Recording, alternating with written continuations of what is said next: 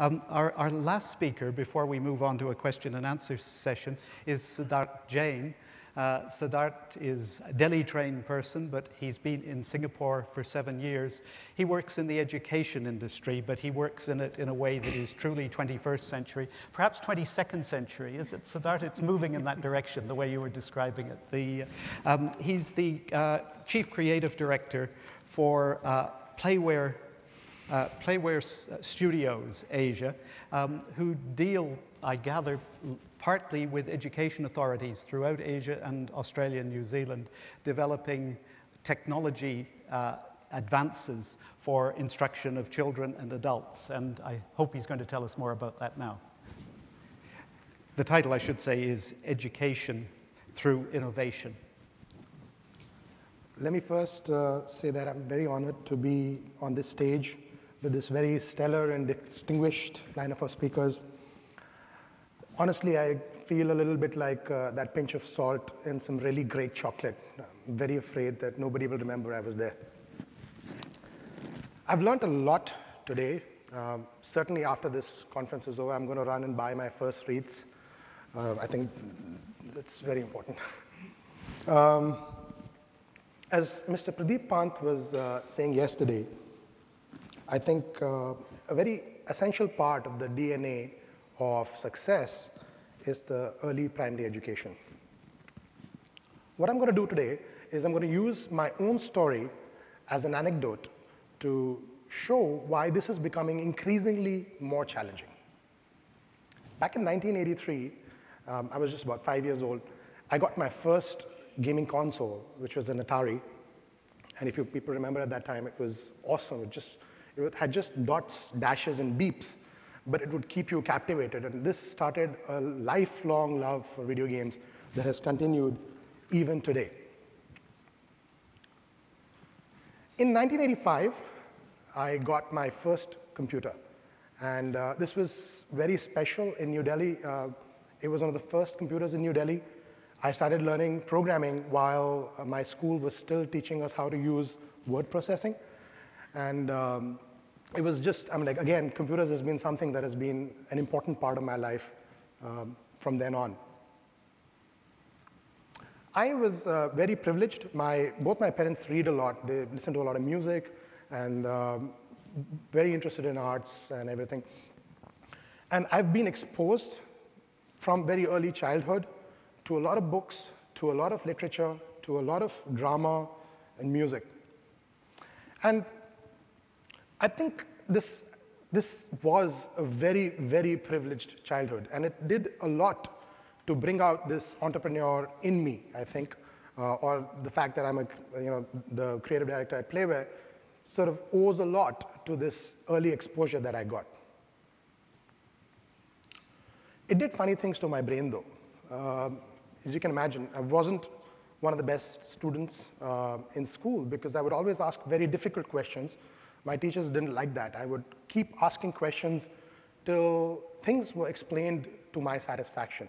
And this was quite challenging, and it was very difficult. And sort of created a lot of problems for me throughout my education. What I'm going to do now is just going to scoot forward very quickly to the future. And recently, I was talking to my children, and I was telling my daughters what a privileged childhood I had. And my elder daughter, who's 7 years old, looks at me and says, "Oh, so you had an iPad too?" So that really sort of got me thinking about what's going on. In a very average childhood, home, in any home in most cities around the world, you've got a lot of devices. There's a lot of access to information, to entertainment, to media, to games. I mean, like, this is my own home, and this is just a quick count. There may be other things that I've not even included, that we don't use on a regular basis, that would be lying around the house, that can help us do these things. And when I think about my children going to school, it's, not the best equation. I think there is a very, very driving need today for education to engage and re-engage with these digital natives, these children, as they are called, who have ADHD or attention deficit. I think it's very important for education to change, to be able to engage with them on a platform that they can understand and that they can relate with. I'm going to move to a completely different place now. I'm very lucky to work for a company which has 11 different nationalities. Our office is like a mini United Nations. We have people from the Philippines, Indonesia, India, China, Australia. And this sort of creates a place where a lot of different ideas collide. I mean, a lot of people have been talking about why Singapore is such a great place to work. And I think I'm sort of fully enjoying being in Singapore here. My company essentially does games for education. I mean, we've been doing this for a long time now. And a lot of our projects have been used by the Ministry of Education for in-classroom teaching. We've even made a game which was used for conducting an examination for primary school students.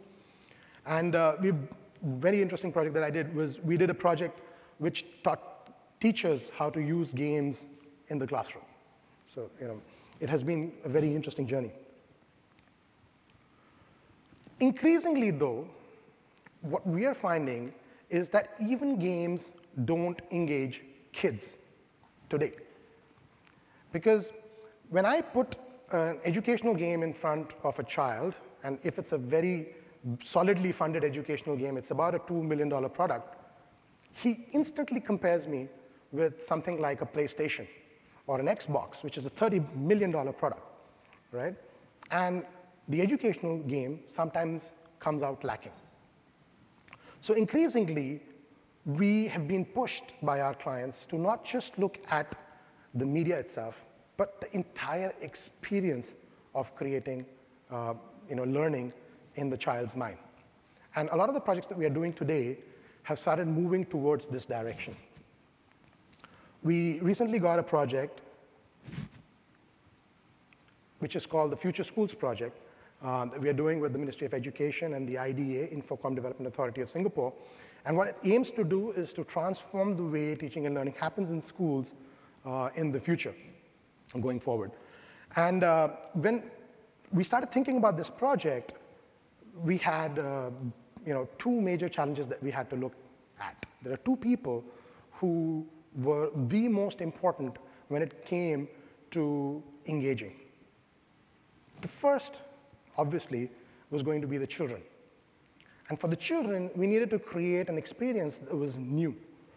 It was an experience that would capture their imagination, it would capture their attention, it would keep them entertained, and it would be something that would really let them learn to their full potential.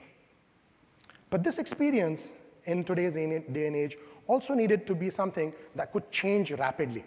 Because once they are engaged, to keep them engaged, we needed to keep giving them new experiences.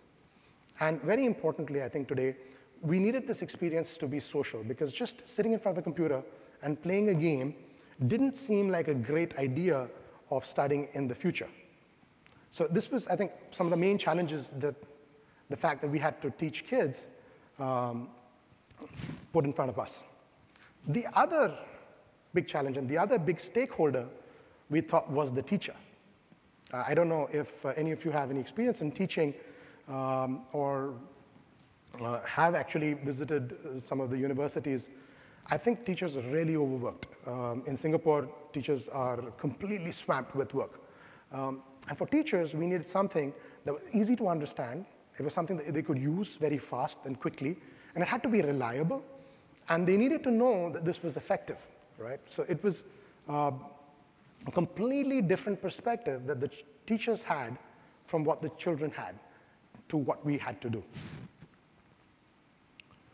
We came up with a completely new form of media. We actually call it the PM3 media. It's polyvalent, so it has different messages for different users.